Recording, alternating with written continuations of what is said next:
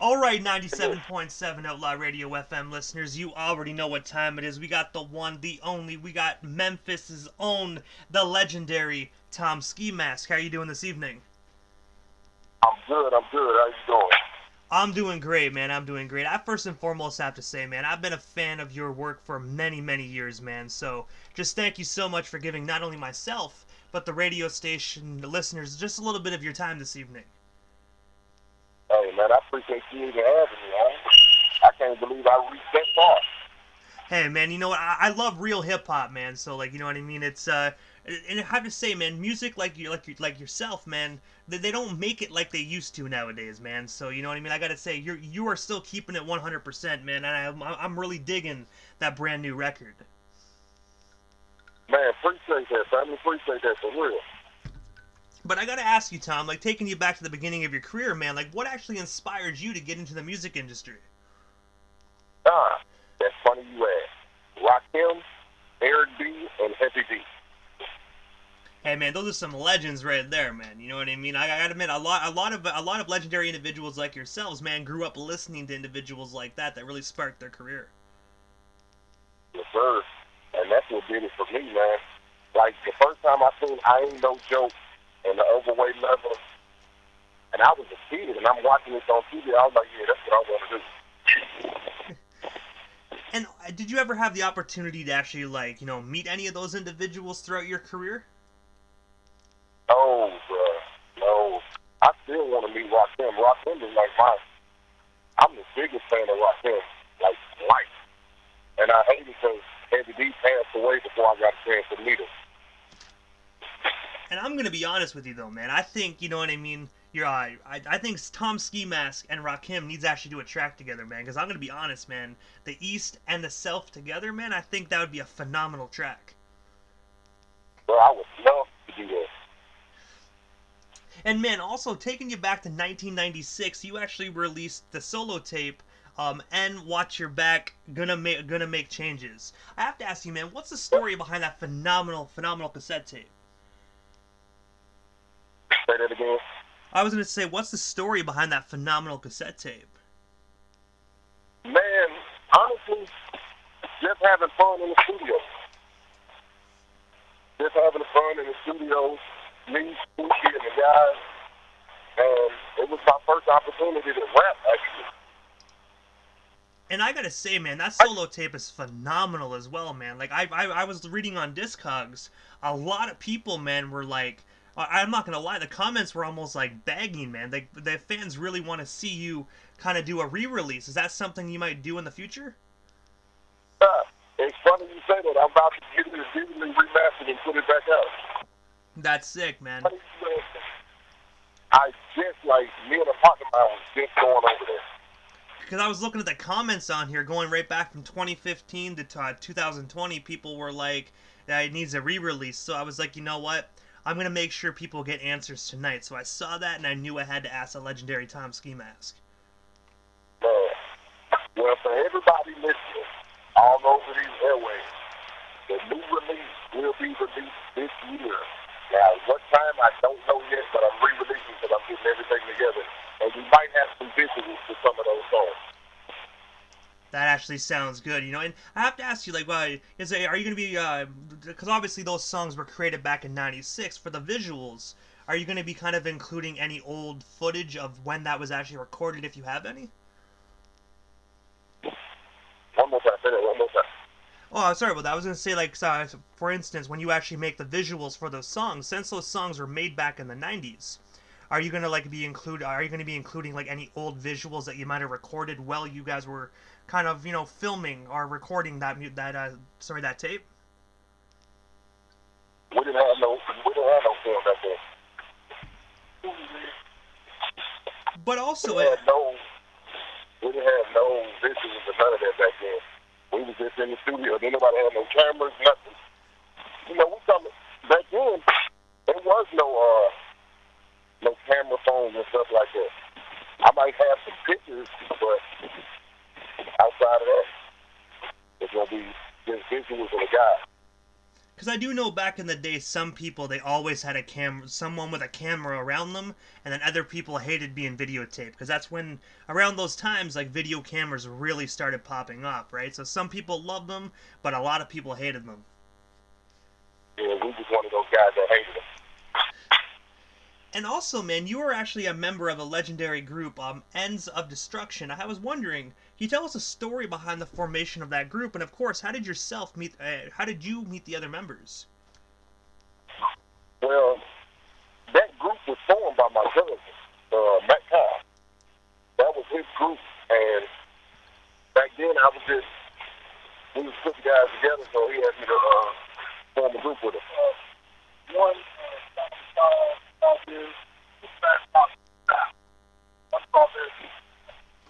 So, like, a lot of the guys that's in that group, those was all his friends. And we was all rocking with Spooky back then.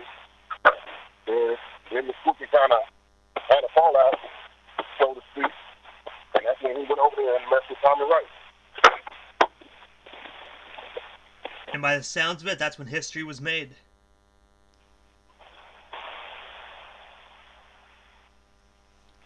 But I remember when you guys actually dropped the record, Still Too Wild, back in the year of '94, man. That was my jam, man. I believe you guys released that under Too Wild Entertainment. Mm-hmm. I gotta say, man, that album is an absolute slapper, man. I gotta say, you know, if anybody that's listening and you haven't heard Still Too Wild, try to get your hands on a copy of that CD and listen to that. That's some real Memphis hip hop type shit right there. Yes, sir. It really is. And also, man, you were actually the leading figure in DJ Squeaky's Mo Cheddar Camp. I was wondering, can you tell us a bit more about that? And of course, how did yourself and DJ Squeaky actually get connected? That's from high school, actually. I met him when I was in high school, man, and I used to gangster walk and dance and stuff when I moved from San Diego to Memphis. So, and I was like, I always wanted to do music. When I ran into him, that's what happened. And I remember when I forget what album it was, but I remember DJ Squeaky, he actually dropped a record and sold like 10,000 units in like 1 week, man. Were you actually there to witness that? Yeah. Yep. I was there for the longest with Squeaky, and then after a while, you know, we just parted ways and kind of got grown. And I gotta say, man, that's extraordinary, man, especially within the underground hip-hop scene, you know what I mean? You know, 10,000 units in 1 week is just freaking extraordinary, in my personal opinion, especially back then. Yeah. But see, the anticipation of Spooky dropping an album was so rare, and people wasn't expecting that. That's why it happened. Because everybody knows Spooky as a producer and not as a rapper. So pretty much everybody, when they saw that, they were like, oh shit, we gotta hear this, and they pretty much were snagging up as many copies as they possibly could. And also, Tom, you were actually the CEO of Too Wild Entertainment. I was wondering, can you tell us a bit more about that company? And of course, man, who do you currently have signed under you today? Well, here's the thing. I passed on Too Wild Entertainment to my family. I passed on Too Wild Entertainment to my family, and I have no one signed to that label. But I have now created CPM, which stands for Crowd Pleasing Movement, which is the music that we do. And I have currently 4 people on my roster. And that's actually really cool, you know what I mean? Sometimes you have to create your own label, you know what I mean? Because like sometimes it's easier to create your own label, sorry, you know what I mean? Because a lot of labels, man, they want to really steal your work and not give you the credit that you actually deserve. So sometimes creating your own is even better. Yeah. And see, what happened with me on Too Wild Entertainment, more, I was getting away, the reason why I left Crowd Pleasing Music, I was getting away from the whole Too Wild for the World thing that everybody knew me for. And I want everybody to know me for. When I hit that stage, I'm the crowd pleasing bandit. So when I hit that stage, nothing else around me matters until I get off that stage. So that's why I made my music to move it. Crowd pleasing movement. And also, yourself and Moser actually teamed up for the track "Run It Up." I was wondering, how did yourself and Moser get connected? And of course, where can our listeners stream that single today if they haven't already had the opportunity to check it out? It's on all streaming platforms. We have a video for it, which is on YouTube right now. And also, Mauser is one of the artists on my label. And I gotta say, man, that song is absolutely phenomenal, man. In my personal opinion, that's like the dynamic duo right there, man. Your guys' chemistry on that song is absolutely phenomenal. So, ladies and gentlemen, if you haven't checked that single out, make sure you stream it after this interview, man. You know what I mean? Run them numbers up. Yes, sir. And we got a new one. I'm going to send you the new one when I get home. Hey, it sounds great, Tom. If you send it, I'm most definitely going to spin it right here on Outlaw Radio FM. I got you, brother. And also, man, yourself and Ricky D actually teamed up to form the I-40 Boys. I was wondering, man, I was wondering, because I gotta say, that new album you guys put out is phenomenal, dude. So I really want to know, what's the story behind that iconic duo, man? And of course, where can our listeners buy themselves a copy of your guys' new record today? Wow. Me and Ricky D, that's crazy. Me and Ricky D met like 20 years ago. And we started working on that album. We started doing songs together. And it was like, you know what, we ought to do a concert together. And I-40 East and I-40 West leads from Memphis to Little Rock, or Little Rock to Memphis. So that's how that collaboration came. And that first album, believe it or not, we had been working on that album 10 years because life got involved. So when we finally released it, it was just like making. So let me tell you this. The homes in the alleyways, the I-42 boys, the I-40 boys part 2, that was going to be harder than the first one. And I have to ask you, Tom, do you guys actually have hard copies for the individuals that still do love that compact disc CD format? Yes, we do. And they're autographed. Most definitely, ladies and gentlemen, so most definitely make sure you hit up Tom Skeemask and get yourselves an autographed CD copy today. You know, it's great to frame it, you can listen to it, or you can put it in a frame. As long as you support them, make sure you get yourself a CD. Yes, sir. Yes, sir. And the reason why I still do CDs is because that fact right there. Fans still want CDs, and I'm actually about to re-release the, as you call it, in Watch the Back, Gonna Make Change. I'm going to release that on disc and tape, cassette tape this year. And most definitely, you know, a lot of individuals nowadays, they don't like CDs, which I don't understand, man, because, you know, being able to hold the CD in your hand, look at the artwork, read the thank you credits, read the lyrics, man, that's music to me. You can't hold a digital copy. You can hold your phone, but you can't physically hold the record. Yep. And also, I know we spoke about this on my Facebook Live there a couple weeks ago when you joined. But the one thing I want to bring up during this interview is that on November 26, 2020, you actually went up against Little Noid in a versus battle, which I have to say was absolutely phenomenal. I have to ask you, what was that experience like going up alongside Little Noid? I'm going to be honest with you. I didn't know what to expect from Little Noid. I didn't. Like, I've known Little Noid his whole life. And, doing that versus battle, it was different. Because, you know, everybody been talking about all these verses and all of this. And when they asked me to do it, I was like, sure, I don't care. Who you want me to go against? And it took us probably about 3 weeks to find out who I was going to verse in that battle. And when no one accepted the challenge, I was like, boy, you ain't even got a catalog. Boy, was I mistaken. You got a nice little catalog. But the catalog ain't as long as mine. I most definitely agree on that, Tom. And one thing I gotta say as well, one thing I really wanted to know, and I don't really ask the whole beef question and whatnot, but when you guys actually did the whole kind of, you know, when you guys meet up and you kind of do like the whole signing, like the type of kind of weigh-in type thing, you guys were like lipping each other hard. Was that like acted out, or was that actually like legit? Were you guys actually like, yo, fuck you, or something like that? No, man, that was all fun and glory.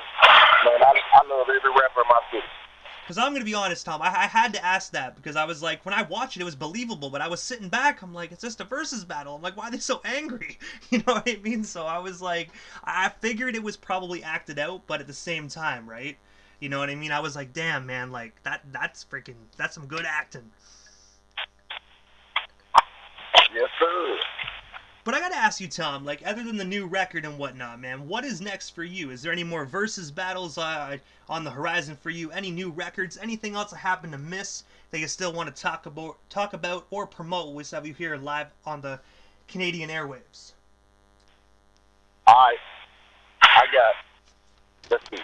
We got the crowd pleasing music compilation coming together, which I think y'all are gonna really enjoy that, because I have a female artist for the first time. I have a female artist for the first time. That's actually really cool. Like, I have to ask, like, what we have you here, man. Like, where can our listeners actually follow this female artist? Right now, she's new, and I mean very new. I'm actually breaking her in on the crowd pleasing movement compilation. Her name is Gemini. So this, I want y'all to be prepared for her, because she has some similarities of Lil Chat. And if anybody likes Lil Chat, they will definitely like this young lady right here. Most definitely. Most definitely. She sounds like a very talented individual. Most definitely sounds like she's gonna blow people's minds. Oh, she is. Like, we got a song called My Babe, and the concept of the song was from, like, Secret Lovers. And if anybody knows Tom Kilo, yeah, I'm a rapper, but I'm a rapper that loves R&B, because I can't listen to rap all day or I'll go crazy. But Tom, this is the time in the interview that I give a chance for the individual that slides into the radio station airwaves, just a chance to give shoutouts to whomever they want to give shoutouts to, and of course your social media handles. That way our listeners can follow you and stay updated on everything Tom Skeemask if they're not already doing so. Okay. Alright. Let me do it right here. Alright. I'm on all platforms. I'm on Instagram, @2wild_, Tom Skeemask 2wild _2wild. Facebook, I'm Tom Skeemask. Twitter, I'm Tom Skeemask. On TikTok, yeah, I got a TikTok world. Yes, I got a TikTok. I'm Tom Skeemask. Tom T77, my YouTube channel, and please, I need y'all to subscribe to that YouTube channel so we can run these numbers up. Because these next 2 videos I'm going to put out, and we're going to be like, as we're recording this compilation, I'm recording it on my YouTube channel so people get an opportunity to see what I do and come into my world, so to speak. And I just want to shout out my whole squad, man. Mauser, Gemini, Clickster, Big Kurt, man. My homeboy's sick right now, but I'm sending a shout out to him because that's my brother. My homeboy SMK, DJ Squeaky, and the family, Project Players, Copyright the Third, so on and so forth, like the whole Memphis team. The whole Memphis team. Cause I got love for everybody. And I just rock different. You know what I'm saying?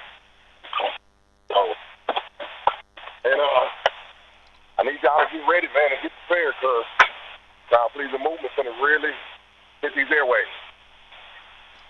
And I gotta say as well, quickly, while we still have everybody here, I actually just booked DJ Squeaky as well for February 7th. So if we already know we're gonna get some more Memphis stories coming up next month. Yes, sir. Oh man, and look, my retirement album. My retirement album is gonna be me and Squeaky. We're gonna do one more project together, and after that, I'm gonna focus more on the label and my artist. So probably the end of 2021, me and Squeaky gonna be linking up doing a new Tom T and Squeaky record. That's gonna be the last one. And I gotta say, Tom, that sounds like a phenomenal way to actually, end your career. You know what I mean? Just the way you started is just the way you ended, man. It sounds like a phenomenal career, and I gotta say, you most definitely deserve that retirement as well. And I appreciate that. But I gotta say, Tom, thank you so much for taking just 20 minutes out of your busy evening this evening to come on the Canadian airwaves, man. It was an honor and most definitely a privilege, man. Anything you need, don't hesitate to reach out. I got you, brother. Man, I appreciate y'all, man. And look, I love each and every one of my fans. So anytime y'all need me, hit me up. I answer everything from my Facebook to my Instagram to my YouTube. Just hit me up. Most definitely. Thank you so much, Tom. Have yourself a wonderful night.